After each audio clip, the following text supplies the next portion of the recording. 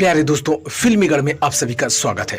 दोस्तों, हाजिर हूँ एक और इंटरेस्टिंग बॉलीवुड की खबर के साथ। दोस्तों, आज की वीडियो में आपको जानने को मिलेगा कि आर.डी. बर्मन यानी पंचम दा एक बैंक लॉकर लिए थे जो कि चाबी नंबर 1035 से खुला।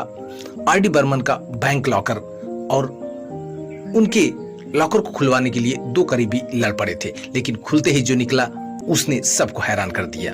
क्या कुछ हुआ वाकया, आइए जानते हैं इस वीडियो में। लेकिन आपसे एक ही गुजारिश के चैनल पे नए हो तो चैनल को सब्सक्राइब करें, आपको इंटरेस्टिंग बॉलीवुड की खबर ऐसे ही सुनने को मिलती रहती है। तो दोस्तों, आइए शुरू करते हैं। दोस्तों, जवानी के समय में लिया गया पंचम दा का बैंक लॉकर जब खोला गया तो उसमें से कुछ ऐसा निकला जिसको देख सभी की आंखें फटी की फटी रह गई। इस लॉकर पर कब्जे के लिए उनके दो बेहद करीबी लोग लड़ाई लड़ रहे थे। उनका मानना था कि इसके अंदर से सोना चांदी हीरे मोती निकलेंगे, लेकिन फिर कुछ ऐसा हुआ जो सबकी सोच से परे था। तो चलिए आज जानते हैं क्या था। बॉलीवुड में कुछ ऐसे संगीतकार रहे हैं जिनकी संगीत की तिजोरी से भी जो निकला वह इतिहास का खजाना बन गया। ऐसे ही एक म्यूजिक डायरेक्टर रहे आर.डी. बर्मन यानी पंचम दा। बॉलीवुड के एक से बढ़कर एक गाने को कंपोज करने वाले पंचम दा के लिए कहा जाता है कि वह रोते भी 5 सुरों में थे, यानी रोते भी तो 5 सुरों में थे। इसी कारण एक्टर अशोक कुमार ने उनका नाम पंचम दा रख दिया था। पंचम दा की जिंदगी बचपन से लेकर अंत तक बेहद दिलचस्प रही, लेकिन उनकी मौत के बाद भी कुछ ऐसा हुआ जिसे सुनकर आप हैरान रह जाएंगे। जवानी के समय में लिए गए पंचम दा का बैंक लॉकर जब खोला गया तो उसमें से कुछ ऐसा निकला जिसको देख सभी की आंखें फटी की फटी रह गई। इस लॉकर पर कब्जे के लिए उनके दो बेहद करीबी लोग लड़ाई लड़ रहे थे। उनका मानना था कि इसके अंदर सोना चांदी और हीरे मोती जवाहरात निकलेंगे, लेकिन कुछ ऐसा हुआ जो सबकी सोच से परे था। चलिए आज जानते हैं कि पंचम दा का लॉकर नंबर SSB के बारे में।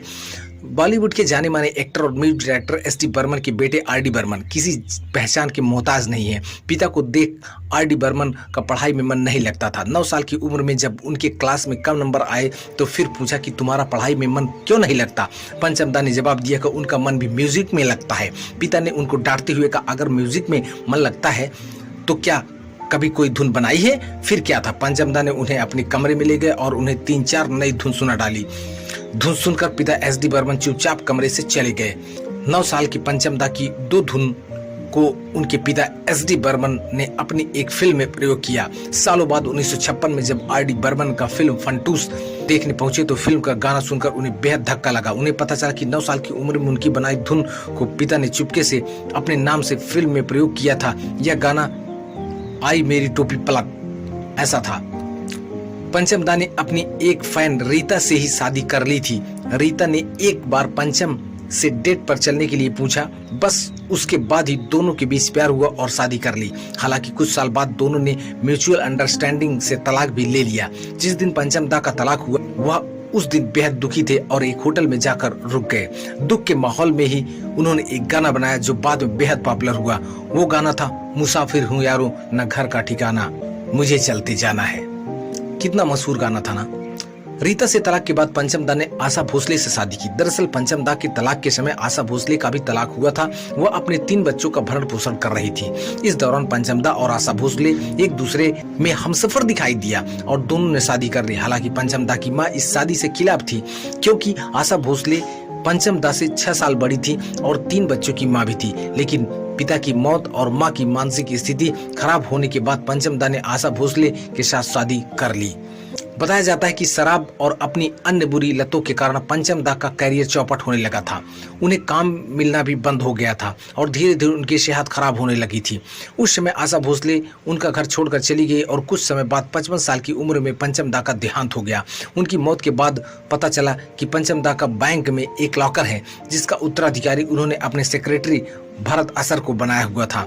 आशा भोसले को जब इस बारे में पता चला तो उन्हें लगा कि बैंक में सोना चांदी हीरे की अंगूठियां और पंचम दा की जोड़ी हुई कमाई होगी। इसके बाद भरत और आशा भोसले के बीच लॉकर को लेकर काफी विवाद भी हुआ। मीडिया रिपोर्ट्स की माने तो काफी विवाद के बाद आखिर में लॉकर खोलने का दिन आया और पुलिस भरत और आशा भोसले की उपस्थिति में लॉकर SSB को चाबी नंबर 1035 से खोला गया।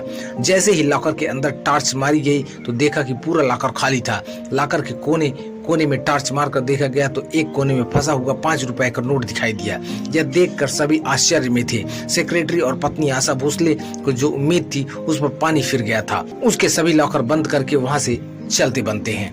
ये राज आज तक राज ही है कि लॉकर में सिर्फ 5 रुपए का नोट क्यों रखा गया था। इस लॉकर के लिए पंचम दा ने जीवन भर हजारों रुपए का किराया भी भरा था और उसके अंदर महज 5 रुपए का नोट निकलना भी बड़ी आश्चर्य की बात थी। तो दोस्तों ये थी पंचम दा से जुड़ी एक आश्चर्यचकित कर देने वाली कहानी। ऐसी और बॉलीवुड की इंटरेस्टिंग खबर के साथ मिलते रहेंगे।